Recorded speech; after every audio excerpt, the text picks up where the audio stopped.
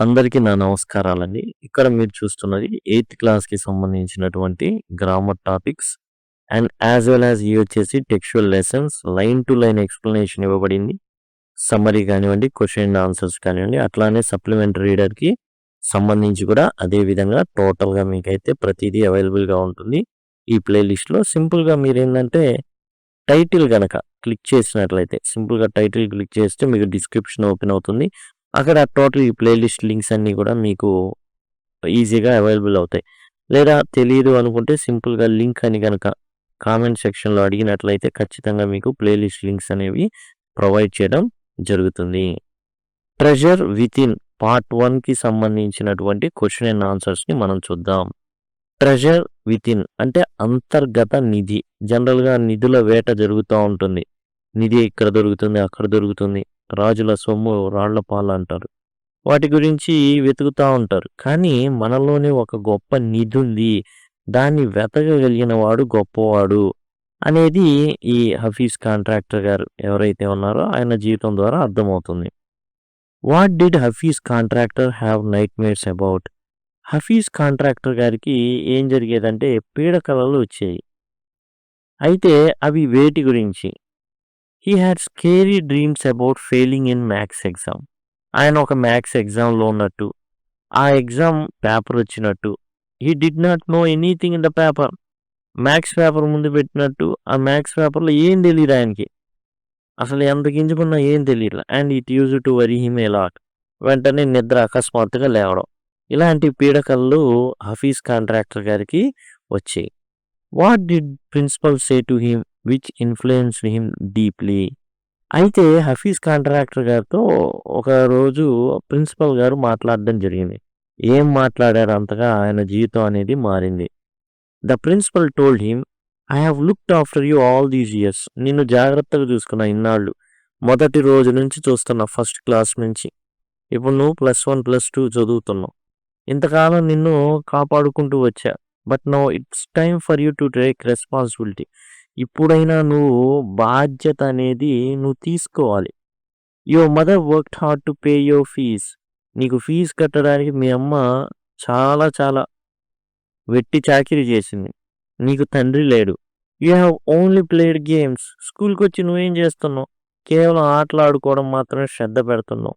Now you must study and make something of your self.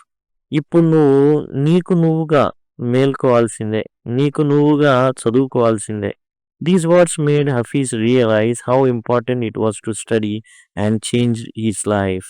కాబట్టి ఏం చేశాడంటే ఆ రోజు నుంచి తాను శుక్రవారం ప్రేయర్కి వెళ్ళడం, భోజనం చేయడం, చదువుకోవడం. ఈ 3 పనులు తప్ప పెద్దగా అతనికి వేరే పని అంటూ ఎక్కువగా ఇంపార్టెన్స్ అయితే ఇచ్చేవాడు కాదు. That year I did not step out on to the field. ఆ ఇయర్ ఏదైతే ప్రిన్సిపల్ గారు చెప్పారో ఆ రోజు నుంచి అతను అసలు గ్రౌండ్‌లోకి వెళ్ళడం అనేది జరగల. What was he busy doing that year? మరి ఏం చేశాడు? That year he stopped playing games. ఆటలాడడం ఆపాడు. Focus only on studying. చదువు మీదే తన ధ్యాస అంతా పెట్టడం జరిగింది. He spent all his time eating and studying because he knew he could not cheat in SSC exams. కాబట్టి అంత టైం అంతా ఏందంటే తినడం, చదువుకోవడం. ఎందుకంటే ఎస్ఎస్‌సి ఎగ్జామ్స్‌లో తాను ఇప్పుడు దాకా చూసి రాసి పాస్ అయ్యాడు. చూసి రాసి పాస్ అవుతూ వచ్చాడు. అది వర్కౌట్ అవ్వదు. అయితే కష్టపడ్డాడు. మొత్తానికి 50% మార్క్స్ అనేవి ఎస్ఎస్‌సి ఎగ్జామ్‌లో తానైతే పొందడం జరిగింది. What distraction did Hafeez Contractor create one day? తనకు తానుగా ఏందంటే వేరే ఒక పెట్టుకున్నాడు. అంటే చదువుకోవాలి. కానీ అతనేం చేశాడు, వేరే ఇంట్రెస్టింగ్‌గా అనిపించేటటువంటి ఒక యాక్టివిటీ వైపు మరలాడు. ఏంటది? One day because he did not want to study. ఒకరోజు చదవాలనిపించలా. He made the whole class play a game called chor police. దొంగ పోలీస్ ఆట ఫర్ వన్ ఫుల్ అవర్. టోటల్‌గా ఏందంటే ఒక గంటల్లా ఏందంటే దొంగ పోలీస్ ఆట అనేది ఆడడం జరిగింది. Would you have like to participate in the distraction had you been with him? యాక్చువల్‌గా టెన్షన్ వచ్చినప్పుడు జనరల్‌గా ఏందంటే ఒక డిస్ట్రాక్షన్ పెట్టుకుంటాం. దాని నుంచి రిలీవ్ అవ్వడానికి. ఆ డిస్ట్రాక్షన్‌లో నువ్వు కూడా పాలు పొందేవాడివా? ఇక్కడ హఫీజ్ ఏం చేస్తున్నాడు? దొంగ పోలీస్ ఆట ఆడాడు తన ఫ్రెండ్స్‌తో. Yes, I would have like to join the game because it sounds fun. చాలా ఆనందంగా ఉంటుంది. అండ్ ఎక్సైటింగ్ అండ్ చాలా ఇంట్రెస్టింగ్‌గా ఉంటుంది. Playing with friends for an hour instead of studying would have been enjoyable. గంట సేపు కూర్చొని చదవడం అంటే చాలా కష్టమైన పని. కానీ ఫ్రెండ్స్‌తో ఆడుకోవడం అంటే చాలా ఈజీ అన్నమాట. ఇప్పుడు మనం ట్రెజర్ వితిన్ పార్ట్ 2లోని ప్రశ్నలనేవి చూద్దాం. Hafeez Contractor wanted to join the police force. Why didn't he? ఈ హఫీజ్ ఏం చేశాడు? ముందు ఆర్మీలో జాయిన్ అవుదాం అనుకున్నాడు. వాళ్ళ ఆంటీ ఏం చేసిందంటే ఏదైతే జాయిన్ అయ్యేటటువంటి అడ్మిషన్ ఫామ్ తీసుకొస్తే చించి పడేసింది ఆమె. తర్వాత వాళ్ళ అమ్మ దగ్గరికెళ్ళి నేను పోలీస్ జాయిన్ అవుతాను ఒప్పుకో అంటే వాళ్ళ అమ్మగారు ఒప్పుకోలేదు. Hafeez wanted to become a police officer but his mother didn't agree. వాళ్ళ అమ్మగారు ఒప్పుకోలేదు. ఎందుకంటే తండ్రి లేడు ఇతనికి. ఉన్నదల్లా ఇతనే కాబట్టి తాను ఒప్పుకోలే. She told him to complete his graduation instead. So he did not join the police force. నువ్వు ముందు గ్రాడ్యుయేషన్ డిగ్రీలో చేరు అని చెప్పడంతో పోలీస్ ఫోర్స్‌లో జాయిన్ అవ్వలా. In the architect's office Hafeez Contractor was advised to drop everything and join architecture. Why? Hafeez Contractor గ్రాడ్యుయేషన్‌లో join అయినప్పుడు అతనికి 2 లాంగ్వేజెస్ ఫ్రెంచ్ ఆర్ జర్మన్ నేర్చుకోవాల్సిన అవసరం ఏర్పడింది. ఫ్రెంచ్ దరిదాపులకు 7 సంవత్సరాలు నేర్చుకున్నా గానీ 7 ముక్కలు కూడా రావు. కాబట్టి జర్మన్‌కి మారాడు. జర్మన్ చెప్పే టీచర్ ఏమో చనిపోవడం జరిగింది. దాంతో ఇతను గత్యంతరం లేక మళ్ళీ ఫ్రెంచ్ నేర్చుకోవాల్సిన అవసరం ఏర్పడింది. అయితే ఒకవేళ ఫ్రెంచ్ గనక మానుకుంటే అతను కాలేజ్ మారిపోవాలి. ఎవరిస్తారు సీటు? కాబట్టి తనకు తెలిసినటువంటి ఒక కజిన్ చెప్తానంటే అక్కడికి వెళ్ళాడనమాట. ఈ ఫ్రెంచ్ నేర్పిస్తానంటే అక్కడికి వెళ్ళేవాడు. ఆ కజిన్ వాళ్ళ భర్త ఆర్కిటెక్ట్ అనమాట. In the architect's office Hafeez pointed out a mistake in a technical drawing. Drawing ఏదైతే గీశారో అందులో టెక్నికల్‌గా తప్పులు ఉండడం అనేది గమనించాడు. The architect was surprised by his natural talent. సింపుల్‌గా చెప్పేశాడు. నువ్వు గీసిన బొమ్మ తప్పు. టెక్నికల్‌గా అది వర్కౌట్ అవ్వదని. ఎక్కడి నుంచి వచ్చింది అంటే అది వచ్చింది తాను చిన్నతనం నుంచి రకరకాల ఆయుధాలని తయారు చేయడం. రకరకాల గన్స్‌ని రకరకాల ఏందంటే మందుగుండు సామాగ్రి, బాంబులు తయారు చేయడం అయన్నీ ఈ స్కెచ్ చేసేవాడు. కాబట్టి అతను చెప్పేసాడు. నువ్వు చేసిన కిటికీ ఓపెనే అవ్వదన్నాడు. నిజంగానే అలానే జరిగింది. He asked Hafeez to draw more things. ఈ కజిన్ హస్బెండ్ ఏం చేశాడంటే కొన్ని ఆయన చెప్పాడు. బిల్డింగ్స్ ఇట్లాంటివి ఆర్ట్ గీ అనేసి. He did them correctly. Correct గీసాడనమాట అద్భుతంగా. So the architect told him to leave everything else and join architecture. అన్నీ వదిలేయి. ఇక నీకు వేరే ఏం వద్దు. ఈ గ్రాడ్యుయేషన్‌లో ఏం వద్దు. ఎంట్రన్స్ టెస్ట్ రాసి ఆర్కిటెక్చర్‌కి. ఇక అక్కడి నుంచి తిరిగి చూసింది లేదు హఫీజ్. తాను ఏవైతే గీశాడో అవన్నీ కూడా చాలా చక్కగా అతను ఆర్కిటెక్చర్ తగ్గట్టుగానే గీశాడు. చాలా డీటెయిల్డ్‌గా గీశాడు. కాబట్టి అతను ఆ కజిన్ వాళ్ళ హస్బెండ్ ఆర్కిటెక్ట్ కాబట్టి అతను ఏమన్నాడంటే leave everything else and join architecture. ఇంకేం వద్దు. నువ్వు ఆర్కిటెక్చర్‌లో జాయిన్ అయిపో. What was Mrs Gupta's advice to Hafeez Contractor? ఇతను సెకండ్ స్టాండర్డ్ ఆర్ థర్డ్ స్టాండర్డ్‌లో చదువుతున్నప్పుడు మిసెస్ గుప్తా అనేటటువంటి ఆమె టీచర్‌గా ఉండేది. Mrs Gupta told Hafeez that he was not good at studies. అరే నువ్వు చదువుకు పనికిరావురా.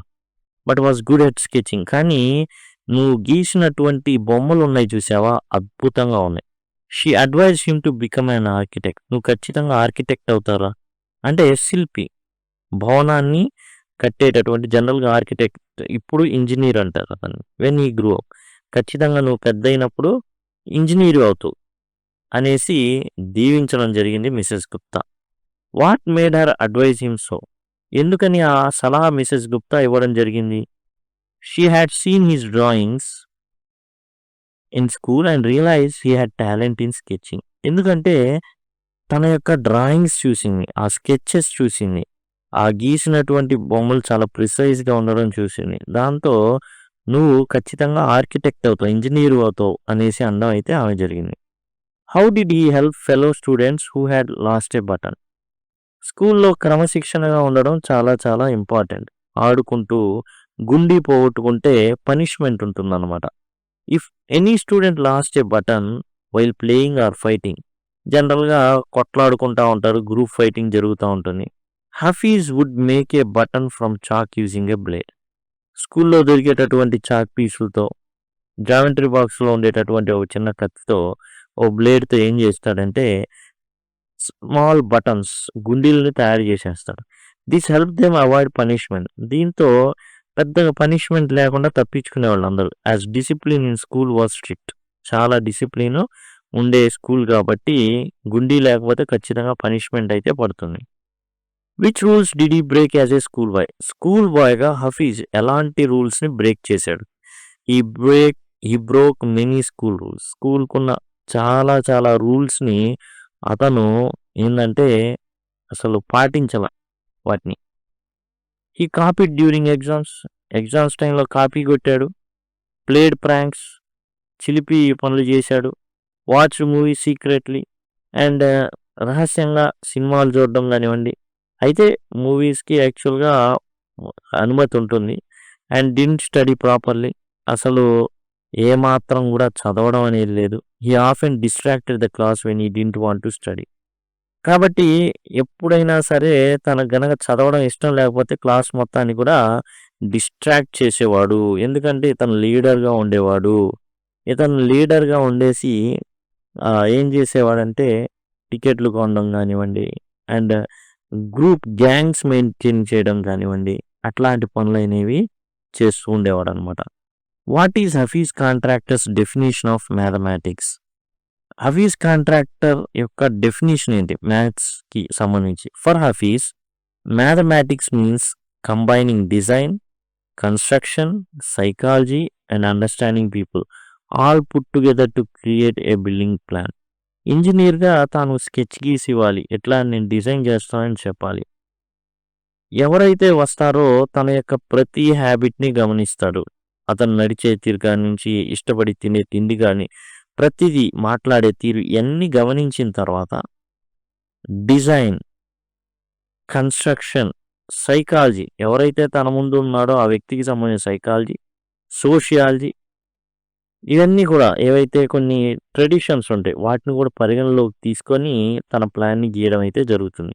He now uses this skill naturally like doing maths. ఇదంతా ఏంటంటే లెక్కలే, అన్ని లెక్కలు వేయడమే, అంతా కౌంటింగ్ చేయడమే, ఇట్లా ఇది మ్యాథ్స్ చేయడమే, అంతా మ్యాథ్సే ఇదంతా కూడా.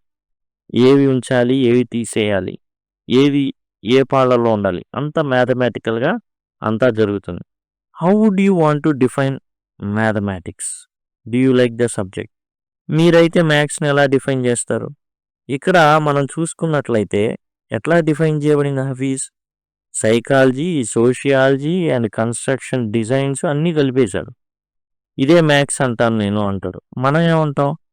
I would define mathematics as subject that helps solve problems using numbers, shapes and patterns. ఏంటంటే నెంబర్స్ ఉంటాయి, షేప్స్ ఉంటాయి, డిఫరెంట్ షేప్స్, రకరకాల ప్యాటర్న్స్ ఉంటాయి. అది మ్యాథ్స్ అని భావిస్తాం. ఇంకా చెప్పాలంటే చతుర్విధ ప్రక్రియలు ఉంటాయి.